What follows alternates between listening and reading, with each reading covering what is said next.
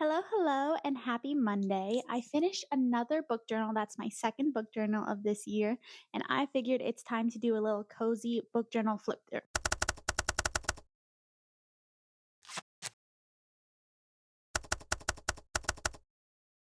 So this was my second book journal of 2025. I did do a flip through of the first book journal earlier this year, so I'm going to link that down below if you did want to go see that first.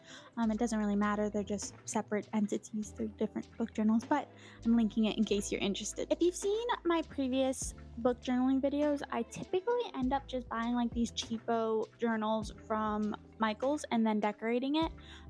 But for this one, I've decided I've gotten into journaling enough that I can splurge on a nicer one. So I got this gorgeous one from Leela's Journals. I love all the little details on it. It has even like flowers on the side and little charms at the bottom. You'll see it more in the video of the flip through, but I did splurge on this one and I'm happy that I got it. This has been my favorite journal so far, both inside and out, so I'm really happy that I did splurge on it, and I will be probably buying some nicer ones in the future for my other book journals. I will say I had a few issues with this journal. I don't think it was particularly made for my thick scrapbooky style, and I will explain that a little bit more in the video, but there's this section in the back that I think got pushed out because of how thick it got, that you can see the perforated lines on it. um and another strange thing to me is that I've been using this for 2.5 months, and 2.5, maybe 3.5 months. Anyways, I've been using it for a while and it still smells like factory to me. Like, it has a very strong factory smell to it. And that bothers me because I get really close to my journal when I'm working on it. I want to make sure I have all the details right. And so it kind of gives me headaches, but I'm sure I could have put like essential oil or something on it, made it smell a little bit nicer, but I just didn't want anything strong. I hoped it would wear off, but it didn't. Yeah, I don't know what that's about, but maybe it was just mine. Maybe mine just came in a little strange, but I still recommend them. I still think these are gorgeous journals. I don't want to tell you not to get them. I just think that I might go with a brand that's more made for the scrapbooky style of it. But yeah, so with all that being said, let's get into the flip through. Taking a closer look into this journal, I want you guys to see this side. Isn't it so pretty when journals go from like this super thin new journal to this chunky little thing full of all of your memories? I just love it. So that's just me messing around with it a little bit, and now we can get into what I have actually made in there. I always sort of use these introduction pages with my trackers and my goals on it as like practice with new materials that I'm hoping to use in this journal. So I always think they're like the prettiest ones because I have all of the materials to choose from. So yeah, I really love these pages. I think it's my nicest trackers yet, and I will be sticking with this format in the future.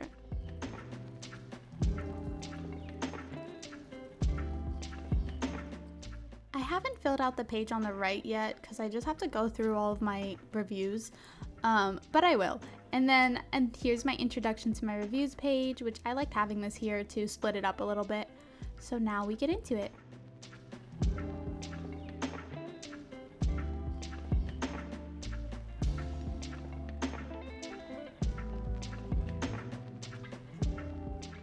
I really like this book, so I was really glad that my review pages came out so pretty because it matches how I feel.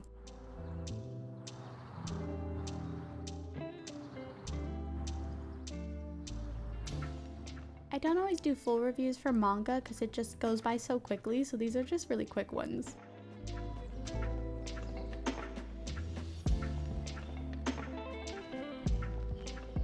This journal entry is one of my favorites in here. I think I did this so well. I'm really happy with how this spread and the review for it came out. I just feel like it matches the vibes of the book so much.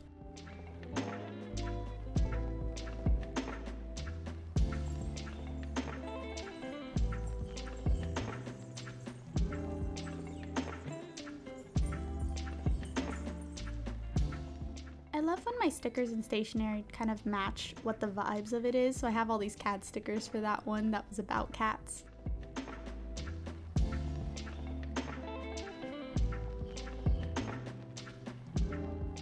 I love this one, and I feel like sometimes when my journal pages are prettier, that's how you know how much I love a book. Although, of course, sometimes it ends up the opposite, where something I really love, I hate my review because it's just not as pretty as what I want it to be.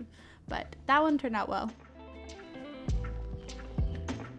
This little page here is from when I was making my own rating system, which I have a YouTube video on, but I just wanted to make a page to outline it for myself.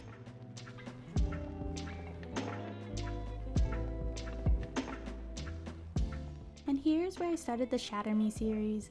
I love these pages, but I don't feel like they fit the vibe of the series, but I'm loving the series. I'm in book 5 out of 6 of them, I think, for the main books, so I still have some novellas to get through, but I'm obsessed with it.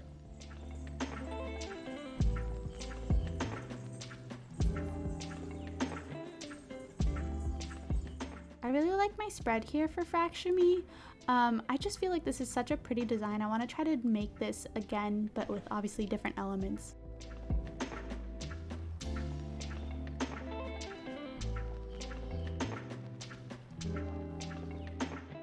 I had more space in this journal than I originally calculated, so I had to make another book tracker by rating and by genre here.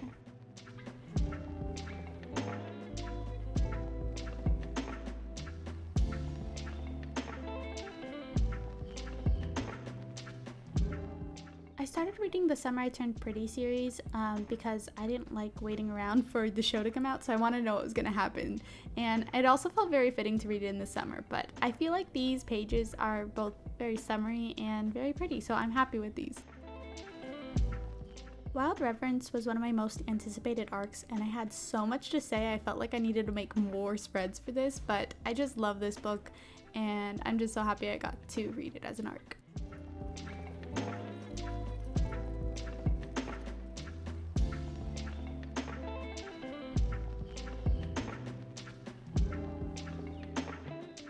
Another arc I was really looking forward to, I obviously loved A Sudden Drowning, so I'm really happy with how these pages in my journal came out and getting a chance to talk about the book in my journal.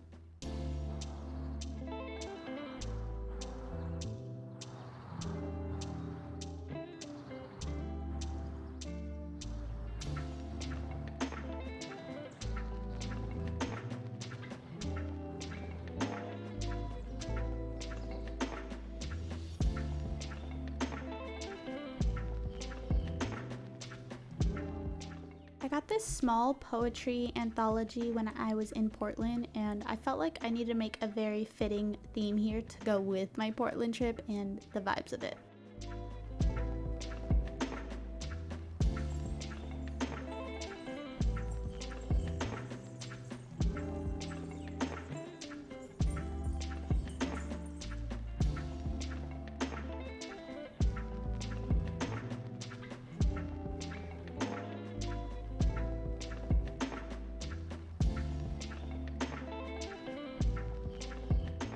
This was for another arc, but I'm just really amazed by how this spread came out. It just looks so pretty. And then I needed to make another book tracker because I didn't have enough in the overview, and then I didn't have enough with the rating and genre, so I made another one.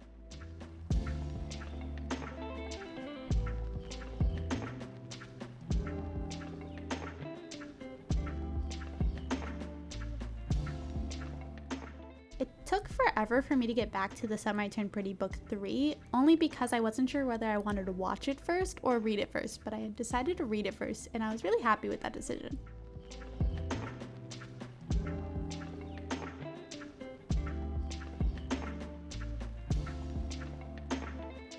Back to the Shatter Me series, I really love this page. I just think it's so pretty and all the elements are perfect for it.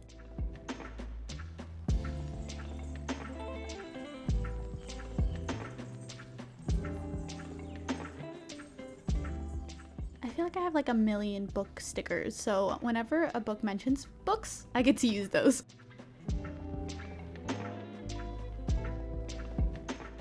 More of the Shatter Me series here. I just love how my energy for this series comes off in my spreads because I feel like they're so much more inspired and pretty. Though that's not always the case, I just feel like these ones definitely worked out for me. I've been trying to get into using my stamps a little bit more, so at the end of this book journal, you'll see a few more usages where I'm trying out my stamps, but I just need to get in the habit of it.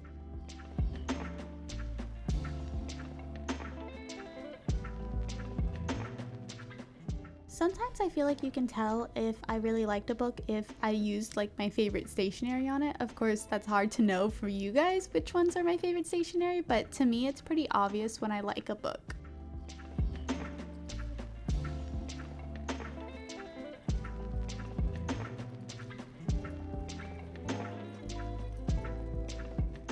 Here's where you can start seeing those perforated lines that I was talking about. On the other ones, they're not noticeable because it is so well bound, but in the back here, I think my book journaling just kind of pushed it out with all of its chunkiness.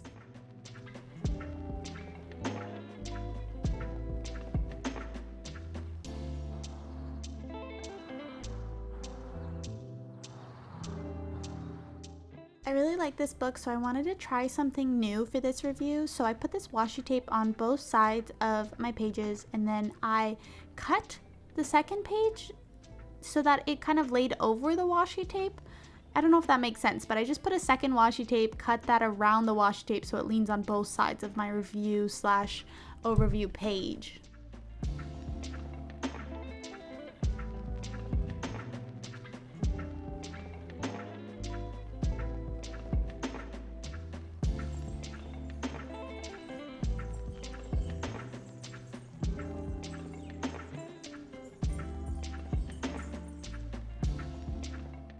And then, as always, I add a little journal reflections at the end just to talk about what worked, what didn't, basically like I'm doing now, but just so that I can have a clear head going into my next journal.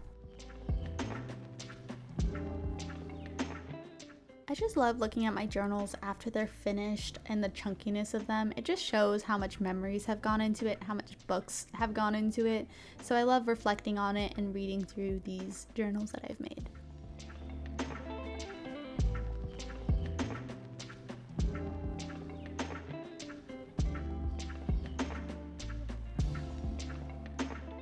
And that's the end of my second book journal for 2025. I will say that it had a lot more pages, I think, than my cheapo ones I buy from Michaels. It's also a lot nicer in general. The pages are thicker. There's a lot to love about this journal. But because it had so many extra pages, I didn't need to replace my journal as much as I probably would have when I got the cheapo one. So I'm glad that this had more pages. I'm hoping that my third book journal will help me finish off the rest of the year, which I think it will. We'll see.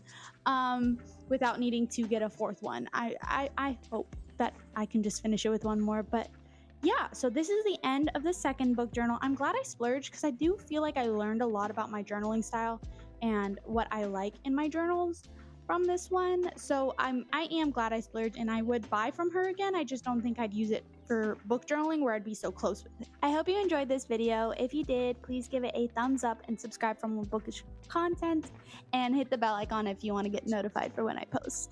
Until next time, happy reading. I typically note tag her in the book in the